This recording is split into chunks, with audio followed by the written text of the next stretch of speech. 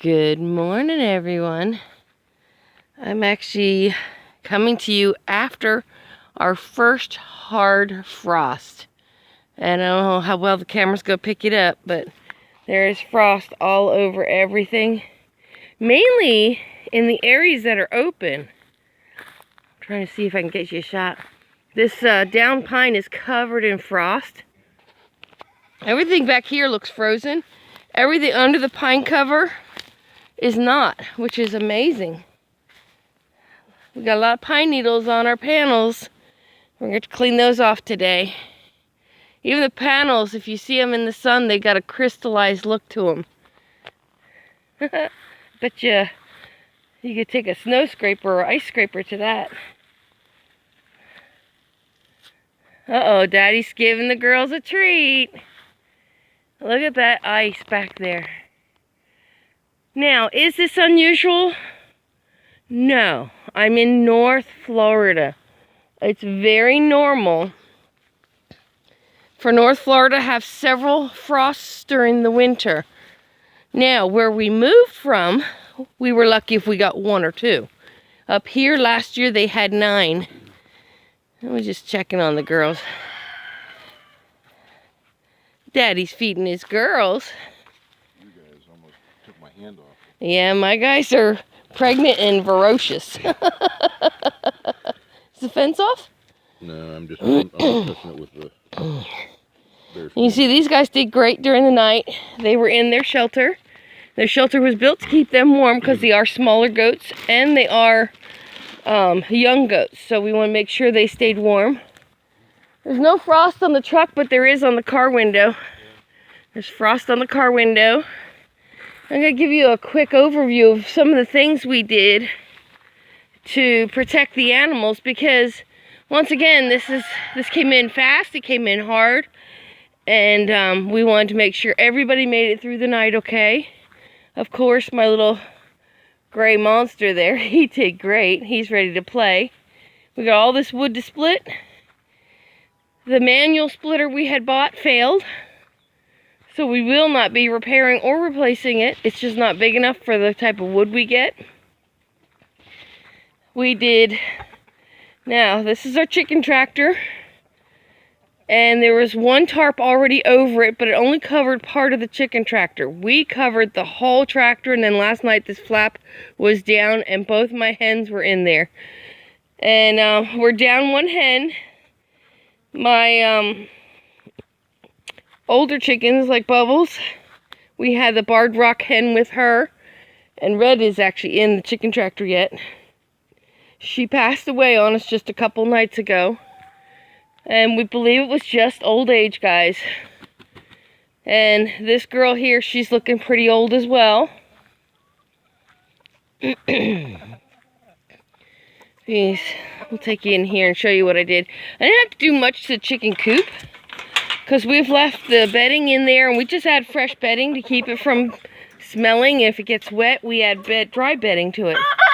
So they have a ton of bedding in there. But what we did, this is the upper vent for ventilation, because the heat is, we ventilate for heat more than anything down here. So what I did is I covered that, and I partially covered the door, and they did fine. You can see these girls look good. They've already given me 2 eggs this morning. And the guineas are peeking out from the bottom there. I put an old dog food bag across as another windbreak. And I put dry hay in for them last night. And you see they're peeking. They're doing great. They're getting big, guys. And let's go check on the other chicks. All the chickens are outside. They've been outside. I've done several videos, but I've been having trouble with the editing and the filming. For some reason my camera turned them upside down and they won't straighten out, so I don't know what I'm doing wrong. Sun's trying to come through the trees. These guys did good, and I'll show you what I did to their pen. And my little chicks aren't so little anymore. They did great. And what we did last night, actually first thing in the morning, we got out here and we winterized everything before we started our other projects. And we took cardboard and we wrapped the tote that they are sleeping in a cardboard box. And they were able to go in there last night, and we lined it with nice warm bedding. And they slept in there last night. Now, I pulled this tarp back, but this tarp was over. And I put this in place, all for wind protection. If the breeze picked up, we wanted these guys to be less affected by it. There's sprouts. This is an old brooder bedding, and there's seed sprouting in it, and they're trying to eat it. Now, the big thing I did, while we're right here at the garden, yes, I covered everything in the garden. I packed my garlic in hay. I covered and hooped house everything with my old watering pipes from the old house, from the old gardens over there. And I clothespined it all together so it's one big house. And this is just to protect from frost. It won't serve any other purpose for us. You can see there's moisture buildup. I'm sure everything did great in there last night. I don't know if we can lift this up and take a peek. We can try. Everything that was out and could be damaged by frost, I cleaned up yesterday. Me and Jim, we worked hours on this, guys. Hours. Trying to get everybody protected. Yep, garden looks great. No frost damage. Look at that.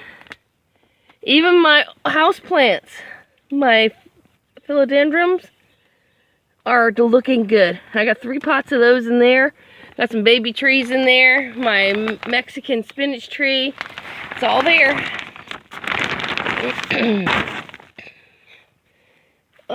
Now, our water heater. That's progress, guys. We're getting ready to run plumbing for that. Probably in the next couple days, we'll be plumbing this into the house, into the shower. It's been a long while coming, let me tell you. Alright, you see the goat pen? That has every vent that we had left open for the heat is up high. So what I did, I took, again, old feed bags, and I wrapped the whole entire high part and stapled it all down. And then I made a door to keep, again, the wind barrier, to keep drafts at a bare minimum in there for these goats. And that kept them nice and warm and toasty. As soon as I put this wrap up, I actually stuck my head in there, and it went from being the same temperature as outside to actually being a little warmer. And they're in deep bedding as well, and deep bedding with manure creates heat. That's another way that we kept them warm last night.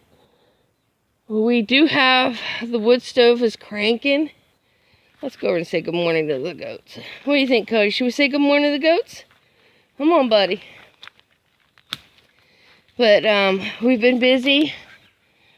I've been trying to update on this, but for whatever reason, the filming has not gone well at all for me here in the last week or two. We got the second layer almost done, and then we have a third layer, and then this wall is done. It's been real difficult working on it.